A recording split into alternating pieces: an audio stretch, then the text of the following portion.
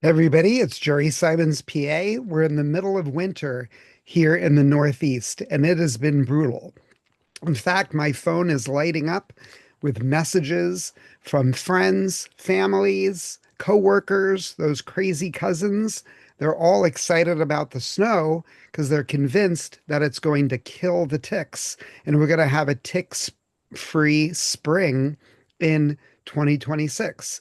So let's pack it down for a few minutes and answer the question, can ticks survive the Northeast winter of 25 and 26? Just my thoughts. Again, a disclaimer, opinions are my own. They don't represent any group or institution or people that I work with. Many aspects of ticks and tick-borne disease is controversial, but I've got plenty of references. For medical advice, always check with your healthcare provider. And again, I am not a bug specialist. This is just my own opinion. So let's start off with a pop quiz.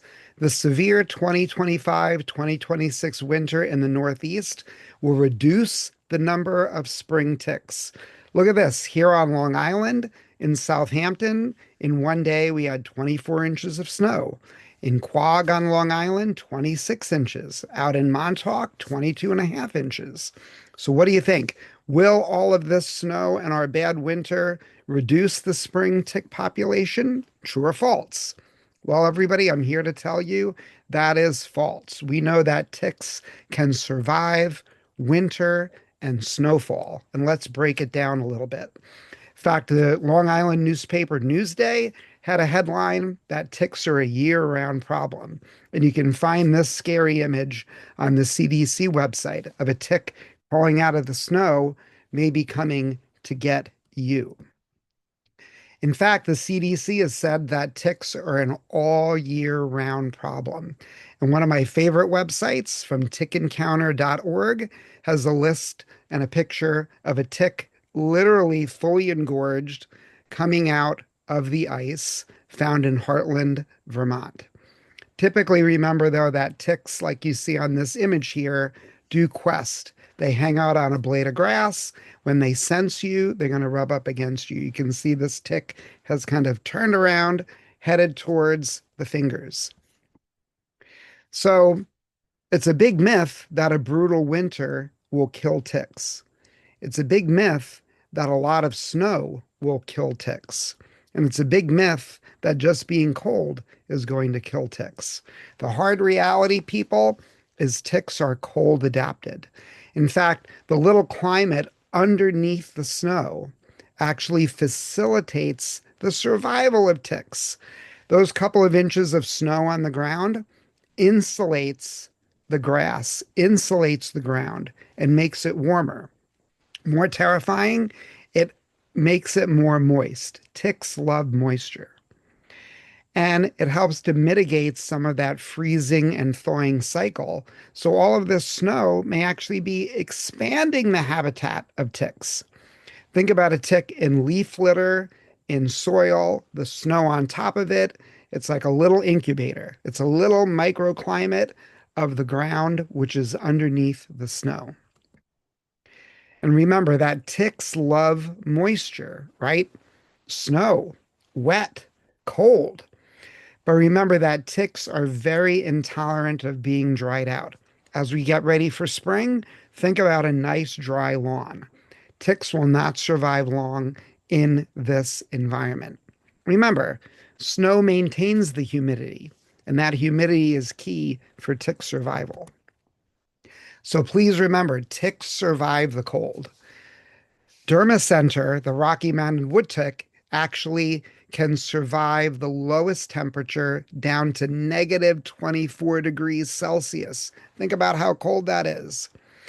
Dermatocenter larvae exposed to no snow cover have a 27% mortality compared to only a 4 to 6% mortality under natural or a snow cover, right? 30% of ticks will die if they're out exposed to the environment, and only 4 to 6 under snow, according to this one study from about 4 or 5 years ago. But everybody, what does kill ticks? It's freezing and frost, especially repeated freezing cycles.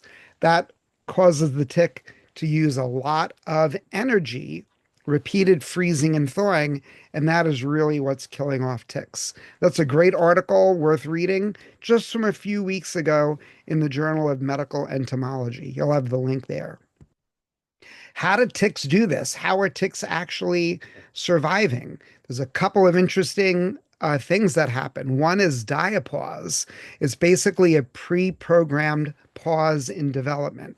We might call that like a hibernation, right? And they'll stay in that state until the spring, until conditions improve. In fact, the villainous Lone Star tick, think alpha gal, is famous for diapause. Quiescence, or think about sleeping, right? It's a pause in activity, like triggered by a cold or a drought. This is more like a light switch, like on and off, right? This could be an example of an adult tick that's questing and it kind of stops moving during a cold snap.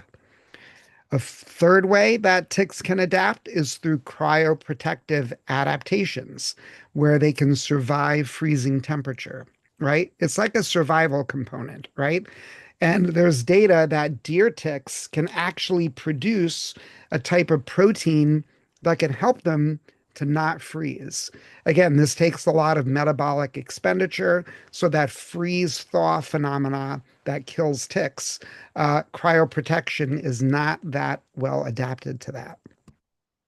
Here's a great article on diapause. They've been studying it since the 90s and before. There's a reference here back to 1996 on how insects can tolerate cold based on these mechanisms. Here's another great article from Canada that literally just came out that looks at these exact factors of winter ticks being able to survive at different lifespans. Everybody, think about this. The larvae of a winter tick can withstand a short-term exposure below negative 24 degrees Celsius, and they can survive for a day there. They can also withstand short-term exposures of minus 30 degrees Celsius. For 3 months, they could survive part of winter and extend that questing period. People, what's the message today? Ticks can survive winter, cold, and snow.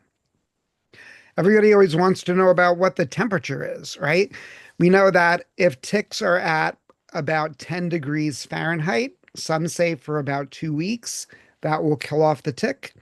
Survival in general down to minus 7 degrees Fahrenheit. And depending on the type of tick and where you are, activity of the tick will usually resume around 34 or 40 degrees Fahrenheit. So everybody, if you're out there, it's 38, 40 degrees, you're shoveling snow. As you get rid of that snow, if you get down to the grass, there might be ticks there. As we were saying, larvae, many types of tick larvae are freeze intolerant. They can survive cold temperatures with these antifreeze proteins. But again, frost and ice is what kills ticks. Frost and ice, not snow. So killing ticks requires a thick, sustained frost. So, what is the Jerry prediction for tick season coming up?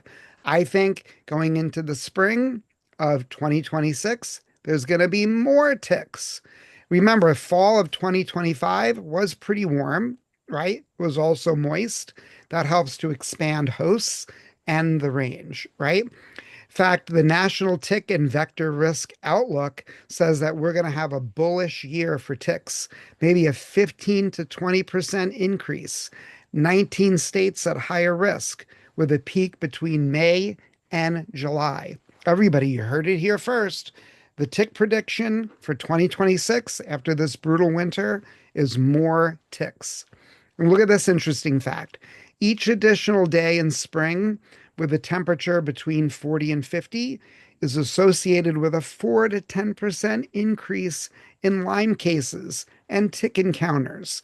Lots of great references here. So remember, my prediction, even with all of this snow, is we're going to be seeing more ticks in the spring of 2026. They'll be coming out earlier. There'll be more adult activity. Look for more alpha-gal, anaplasma, babesia has been spreading throughout the Northeast. So, everybody, my final piece of advice, be vigilant year round, thinking about ticks.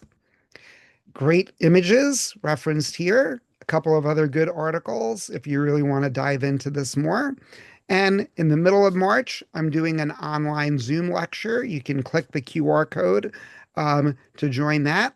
Or on YouTube, there's another great Lyme lecture I did about 2 years ago. And I would certainly invite you all to listen to that one. We'll see you next time and stay clear of the ticks.